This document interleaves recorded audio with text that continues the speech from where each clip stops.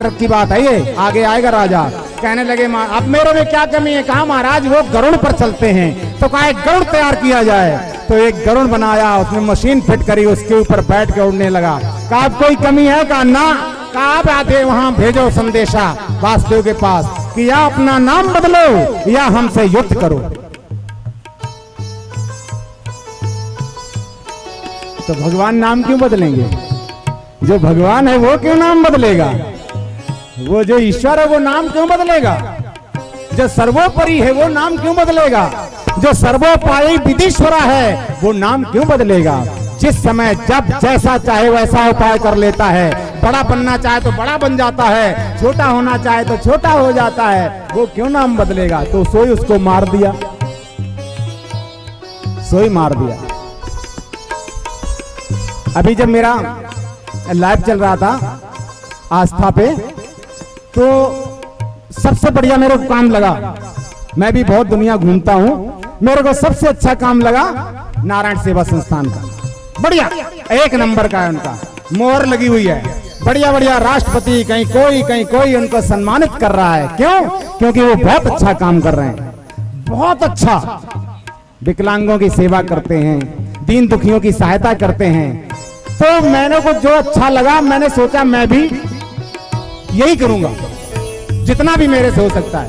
मैं इतना तो नहीं करूंगा, इतना बड़ा विस्तार तो नहीं करूंगा कि आप सभी लोगों से भाई ये है कि आप अपने अपने माता पिता के, अपने पूर्वजों के नाम से हमारे आश्रम में एक कमरा बनवाइए।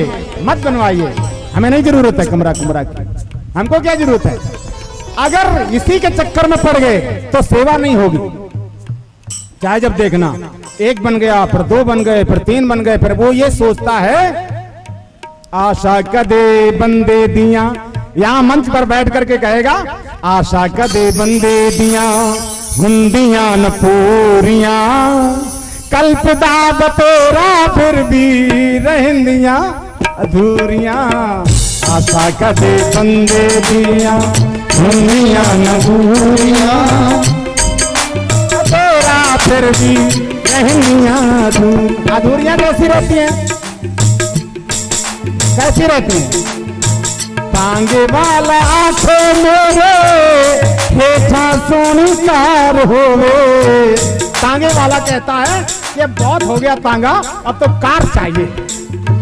तांगे वाला आंखें मेरे हेठा सोनी कार होवे, कार वाला आंखें मेरी हवा चौड़ार हो। कार में बैठा है तो सोच रहा है हवाई जहाज में कब बैठूंगा। हवाई जहाज की सोचने लगा। दे रहे उपदेश, लोगों कह रहे माया मोह तजो प्यारे, जागो सज्जन ब्रह्म हमारे।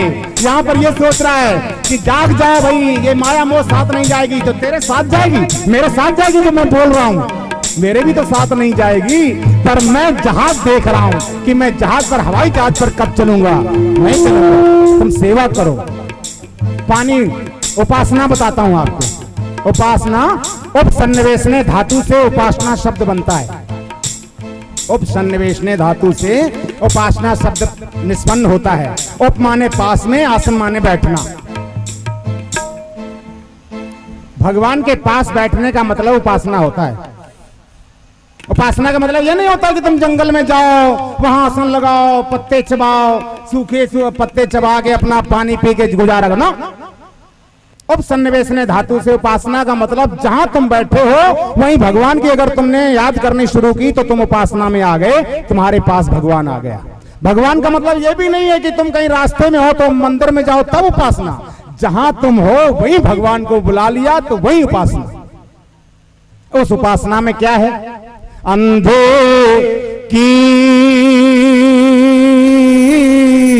लाठी बन जाना, ये उपासना है। हमें पता है तुम 3 घंटे नहीं बैठ सकती हो माला लेके। मैं तुमसे कहूं कि तुम 3 घंटे माला लेके राम राम सोचो, ओम ओम ऐसे जपा करो, तो हमें पता है कि मैं ये कहना मेरा व्यर्थ हो जाएगा। आप 3 घंटे नहीं बैठ सकती हो तो मत बैठो। उसके लिए भी कहा गया है चलते फिरते उठते बैठते सोते जागते खाते पीते हर समय जैसे गोपियों ने किया था उनकी तरह आ जाओ, चलते फिरते हर समय। नहीं बैठ सकते 3 घंटे, कोई बात नहीं। तो उसके लिए ये है सबसे बढ़िया। हमने ये उपासना सबसे बेस्ट समझी है, बहुत अच्छी जो वो कर रहे हैं। है उपासना नहीं भुलाना। क्या उपासना है? कहते अंधे की लाठी बन जाना और भूखे जन की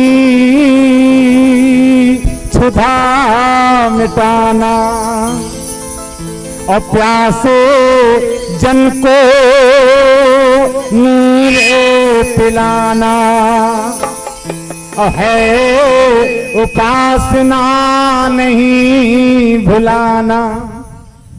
ये है उपासना।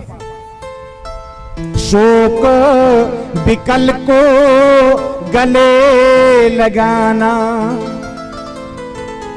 और निज धन देकर दुख भगा। अगर हम सामर्थ्यवान हैं, अगर मेरे में सामर्थ्य है कि 1000, 2000, 5000, 10,000, 20,000, लाख दे सकता हूं, इसकी मदद कर सकता हूं और मेरे को कोई फर्क नहीं है और हमारे ऊपर किसी का बंधन नहीं है, मैं जितना चाहूं उतना कर देना चाहिए। क्योंकि ये धन है, ये कौन सा जाएगा साथ में? हम जब चले जाएंगे तो इसके 20 लोग, यहां तक कि अगर इसमें भी पड़ी है ना, तो वो अगर ऐसे नहीं निकल रही है तो उसको काटने में चाहे उंगली कट जाए, लेकिन निकालने की कोशिश करेंगे अवश्य। कहते हैं बूंद बूंद से घड़ा भरता है, तो कुछ लोग पता है क्या कहते हैं? अरे वो जमाने गए जब बूंद बूंद से घड़ा भरता था। नहीं भरता बूंद बूंद से घड़ा, इतनी तो महंगाई हो रही है, भरता है।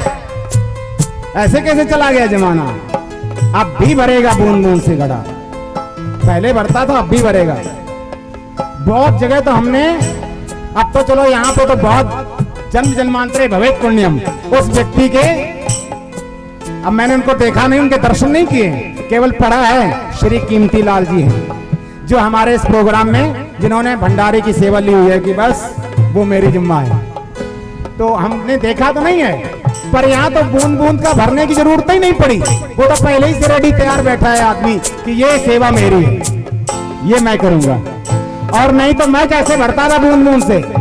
एक आदमी 10 किलो अगर देता है ना कोई भी चीज, और 500 या 1000 लोग बैठे हैं, तो आधी भी नहीं खर्ची जाती, आधी भी नहीं खर्ची जाती। 1-1 किलो चीनी अगर दे देता है वो, ये इनका पढ़िए आप इतिहास, नारायण सेवा वालों का। एक चुटकी आटा से शुरू किया था और आज वर्ल्ड लेवल में है ये, किसी को बताने की जरूरत नहीं। उनकी पहचान इतनी बड़ी, उनकी पहचान है क्योंकि उनका काम भी बहुत अच्छा है। इसलिए अगर आपने अपना कहीं भी अच्छी जगह लगाना है, अच्छी जगह, तो ऐसी जगह लगाना, कहीं ऐसी जगह मत लगा देना जहां बाद में पछताना पड़े, क्योंकि अब पछताने वाला काम ज्यादा हो रहा है।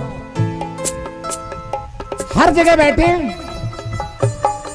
भांत भांत के लोग हैं, पता नहीं कहां कहां आप जाओगे, कैसे कैसे मिलेंगे। जब आपको बता दिया गया है कि उसी की शरण में मिलेगा ठिकाना, अरे मन तू बन जा उसी का दीवाना। कहां जा रहे हो? इन लोगों के चक्कर में क्यों फंस रहे हो? ये भगवान नहीं है, भगवान वो है। हम तो केवल आपको रास्ता दिखाने वाले हैं कि अगर आपका उद्धार होगा, अगर आपको कुछ चमत्कार दिखेगा, अगर आप कुछ पाना चाहते हो तो वहां जाओ, और अगर आप नहीं कर सकते हो तो हमसे करवाओ। ये कह सकते हैं कि आपके निमित्त मैं करूंगा, क्योंकि निमित्त मात्रम भव शब्द साचिन, निमित्त बनना पड़ता है, किसी ना किसी के निमित्त कुछ किया जाता है, किसी के निमित्त ही कुछ किया जाता है। और जब किसी के निमित्त किया जाता तो होता है।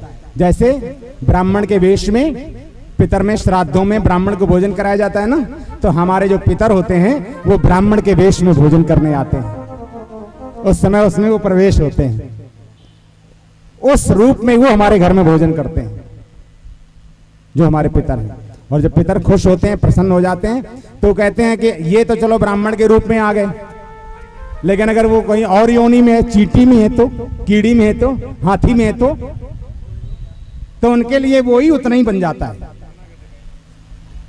तो कहने लगे महाराज मैं कहीं भी गया, नारद जी कहते हैं बहुत जगह गया, सत्यम नास्ति तपा शौचम, ना पवित्रता है, ना तप है, ना सत्य है, कुछ भी नहीं देखा हमने। उदरम मृणो जीवा बराका कूट भाषणा, हमने जहां जहां देखा अपने भरण पोषण में, अपने पेट के भरण पोषण में, अपने परिवार के भरण पोषण में लगे हैं, कुछ भी नहीं है, सारा जीवन ऐसे ही गंवा देते हैं। अच्छा, फिर और क्या देखा? का पाखंड नृता संतो, संत पाखंडी हो गए हैं। नारद जी के वाक्य हैं ये, भागवत में लिखा है, कहते हैं पाखंड संतो नृता। कई बार छुपा जाते हैं लोग ना ये बात, वो जो बोलने वाली होती नहीं बोलते हैं, पर कथा है ये भागवत महापुराण है, इसमें जो लिखा है बताओ। पाखंड नृता संतो, संत पाखंड में रत हो गए हैं। और विरक्ता सपरिग्रह, अगर थोड़ा सा विरक्त का झलक दिखती है तो गृहस्थों में है, क्योंकि गृहस्थों से ही सारा पलता है। जितना ये संतों का जो भी है सिस्टम, ये सब गृहस्थों से चलता है। अगर गृहस्थ ना हो तो इन्हें कौन दे? तो कहते हैं उनमें थोड़ी सी विरक्ति दिखती है, उनमें थोड़ी सी भावना दिखती है, थोड़ी श्रद्धा दिखती है, लेकिन वहां भी क्या देखा? तरुणी प्रभुता गे है, कि घर में प्रभुता किसकी है? पत्नी की। ये भी देखा नारद जी ने, कि नारद जी क्या देख रहे हैं कि घर में जो प्रभुत्व है, जो प्रभुता है, वो पत्नी की है। और सियाल को बुद्धिदायका और साले सलाहकार बने हुए हैं, ना भाई से सलाह ले रहे हैं, ना अपने ताया से ले रहे हैं, ना अपने चाचा से ले रहे हैं। सलाह किससे ले रहे हैं? अपने साले से। उनको जो सलाह दे रहा है ना, वो उनका साला दे रहा है कि तुम ऐसे नहीं ऐसे करो, और ये जो ताया चाचा तुम्हारे हैं ना, ये तो तुम्हें खा जाएंगे, लूट लेंगे, ऐसे कर देंगे। वैसे नारद जी ने ये देखा। ये सारा कुछ देखते हुए मैं आ रहा था, यमुना के किनारे किनारे पर चला आ रहा था, तो एका तु तरुणी तत्र, मैंने देखा, दूर से देखा कि एक तरुणी जवान स्त्री दूर बैठी रो रही थी, तेज, जोर जोर से रो रही थी। तो वृद्धौ तो पतितौ, उसके आसपास दो वृद्ध पुरुष लेटे हुए थे। तो जब मैं वहां से निकला और उसने मेरे को देखा, दृष्टवा दूरात, दूर से देखा मेरे को, तो बड़ी तेज चिल्लाई, ए साधो, ए महाराज, भो भो साधो, क्षणम तिष्ठो, ए साधु, एक क्षण के लिए रुक जाना, एक क्षण के लिए रुक जाना। नारद जी ने देखा, जान नहीं पहचान नहीं, मैं जानता नहीं इसको, ये मेरे क्यों बुला रही कि एक क्षण के लिए रुक जाना, एक क्षण के लिए रुक जाना। तो रुके वो, का दर्शनम तव लोकस्य सर्वथा घोरम परम, आपके दर्शन मात्र से सर्वथा अघ, एक माने पाप होता है, ये हमेशा पापों का नाश होता है, इसलिए एक क्षण के लिए रुक जाओ। तो रुक गए। बताइए कौस तुम, आप कौन हैं? का विमोचेमा नार्या का पद्मलोचना, और ये जो इतनी स्त्रियां तुम्हारे आसपास बैठी हैं, ये कौन है? तुम्हें दुख क्या है? बद देवी सविस्तारम स्वस्थ दुखस्य कारणम, कि देवी विस्तार से बताओ आपको कौन सा कष्ट है, क्या दुख है, आपका नाम क्या है? तो उसने कहा मेरा नाम भक्ति है, अहम भक्ति ऋतिख्याता, मेरा नाम भक्ति है। इमऊ में तनयऊ मतऊ, ये दोनों मेरे पुत्र हैं, काल के प्रभाव से बूढ़े हो गए हैं ये। अब तुम ही बताओ कि मां जवान हो पुत्र बूढ़े हो, ऐसा कहीं देखा है किसी ने? लेकिन ये काल के प्रभाव से बूढ़े हो गए हैं, इसलिए। और ये जो और स्त्रियां आप देख रहे हैं, ये गंगा आदि नदियां हैं, मेरी सेवा के लिए बैठी। इस तरह से मेरा ये कष्ट है, दुख है, इसे दूर करो। तो संत जो होते हैं ना, अगर संत है तो, क्योंकि संत बहुत कठिन है। संत बनना बहुत कठिन है। अकेले कपड़े रंग लिए और डाल के बढ़िया सा चंदन लगा के और कहने लग जाए कि हम संत हैं, तो कुछ नहीं होता है। आपको भटका रहा हूं मैं कि मैं संत हूं, मैं बहुत तपेश्वरी हूं, मैंने इतने पुरस्चरण किए हैं, मैं जो कह दूं वही होता है। अगर जो कह दूं वही हो जाए तो हम तो त्रिकालज्ञदर्शी हो गए ना, और जो कह दूंगा वही हो जाएगा तो फिर हम तुमसे नहीं कहेंगे, फिर हम कौन बनेगा करोड़पति में जाके कहेंगे, क्योंकि वहां 7 करोड़ रुपया मिलता है। हम भविष्य वक्ता हैं, हम सातों ऐसे बताएंगे उनको और 7 करोड़ लेंगे और अपने पाएंगे। तुम्हारी हमको क्या जरूरत है, हम तो सारी उम्र बैठ के आनंद लेंगे। इतना तो विचार है कि नहीं?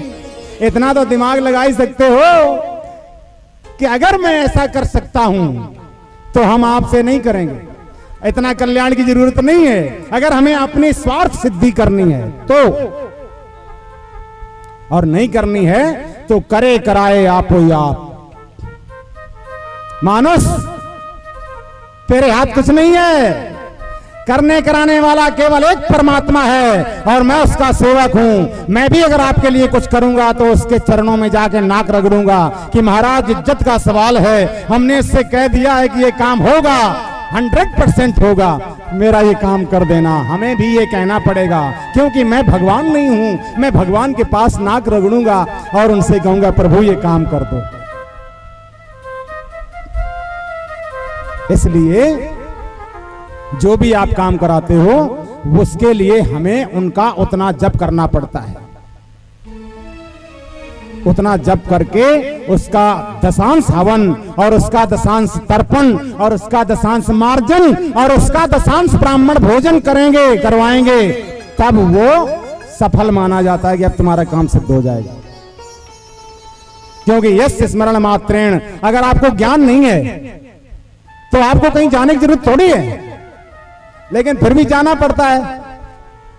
और ये मैं कहता हूं, अगर आप नहीं जाना चाहते हो, जाना चाहते हो तो कोई बात नहीं, अगर नहीं जाना चाहते हो तो ये स्मरण मात्रेण ज्ञानम भवते स्वयं। अगर आपके ऊपर कोई बहुत बड़ा संकट आ गया, बहुत बड़े कष्ट में आप फंस गए, बड़ी चिंताओं में से घिरे हो आप, अब क्या करें, कहां जाएं, क्वा गच्छामि क्वा तिष्ठामि, कहां बैठूं कहां जाऊं, तो आप क्या करो, यस स्मरण मात्रेण ज्ञानम भवते स्वयं। लोगों के अलावा बजाय आप भगवान के शरण में बैठ जाओ। और उसके लिए ही लिखा ये कि यस स्मरण मात्रेण ज्ञानम भवते स्वयं, कि उसका स्मरण करो वहां बैठ करके बड़े मन से, तो स्वयं ज्ञान हो जाएगा कि आपको क्या करना चाहिए। आप बैठिए तो सही वहां उनके पास। अब वहां बैठ के तुम्हारा मन नहीं लगता है, फिर तो हम तुम्हारे साथ लगाएंगे ही काम, फिर तो लगा ही देंगे कि अब ये तो काम मुझे करना ही पड़ेगा। और इसके लिए हमको हरिद्वार जाना पड़ेगा, गंगा किनारे पर बैठकर 15 दिन कम से कम लगेंगे, 10 ब्राह्मण बैठेंगे, 50 संतों का भोजन कराना पड़ेगा। जब तक तुम्हारा 40-50 का नहीं बनाएंगे बिल, तो तुम्हारे को कहां ज्ञान होगा। ज्ञानी तभी होगा तुम्हें जब ऐसा करेंगे, दान करवाओ, पुण्य करवाओ, तब ज्ञान होता है। इसलिए आप ज्यादा से ज्यादा, जितनी ज्यादा से ज्यादा आप गरीबों की, निराश्रितों की, विकलांगों की, दीन दुखियों की, अंधों की, पैरों की, इनकी सेवा करो तो वो ज्यादा लगेगा। गौओं की वो अधिक लगता है।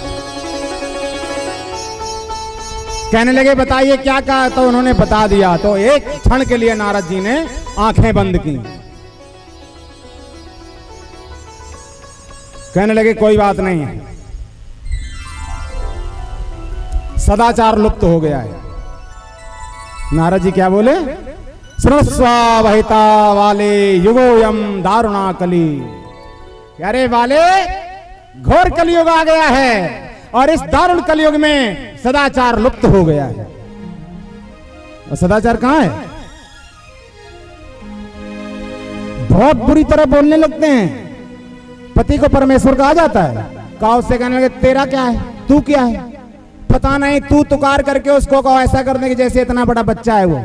तो सदाचार कहां है? कहां है सदाचार बताओ? एक ही धर्म एक व्रत नेमा, काय वचन मम पति पद प्रेमा। एक वचन है, एक धर्म है, एक ही धर्म, एक व्रत, एक नियम, कथा सुनने का भाव तभी तो पता लगता है। तो वो कहने लगते हैं जब वो राम बनेंगे तभी हम सीता बनेंगी, वो तो रावण बना हुआ है, आप मेरे को सीता बना रहे हो। अरे आप सीता बनोगी ना तो वो रावण ही राम बन जाएगा, आप तो बनो ना, आप बन के तो देखो, अगर आप बनोगे तो वो राम बनेगा। कहते हैं भाई ऐसे करना, सवेरे जब चलना हमको जगा देना। कहां जगा देंगे, पहले स्वयं जागो, जब तुम जागोगे स्वयं तब किसी को आप जगाने की कोशिश कर सकते हो, कई लोगों को जगा सकते हो। पहले अपनी एक जोत जलाओ, एक जोत से आप लाखों जोत जला सकते हो, लेकिन तुम अपनी